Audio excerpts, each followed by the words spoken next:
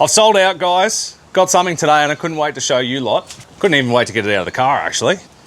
No, it's not another King's fridge, don't worry. But it is replacing the King's fridge. No complaints about this thing. It has been bloody awesome for the last 2 years. 40 litre capacity, just a little bit too small for me. That's probably the biggest thing I don't like about it. But it is King's fridge. I'll complain about that as well. So, replacing it with a Dometic. Yay!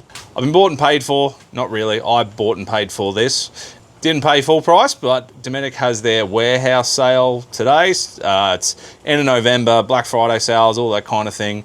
The CFX3 55IM, which is what this is being replaced by or has been replaced by the CFX5 now. Supposedly much better cooling capabilities in the CFX5. CFX3, good enough for me. It's not an esky, it doesn't leak ice or water, so it's good for me. But slightly bigger capacity than the King's fridge, and it's not a King's. I'm stoked.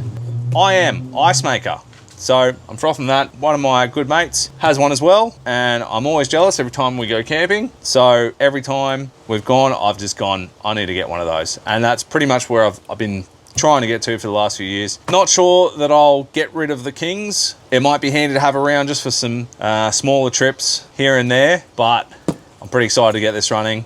Get some Morton trips going, get some long trips out of the bush. The beauty of this one is the fact that it can be divided and I can actually separate food and beer and all that sort of thing. This one, I haven't really been able, it's just one big basket in there. You're just loading everything else on top there. So look, short little video today. I just thought I'd quickly show you guys that this one's arrived and I can tell you how it goes as we go along. If there's anything you want to know about these fridges, especially compared to this, comment below and I'll try and see if I can work it out through my various camping adventures and get back to you. Maybe do a whole video on it.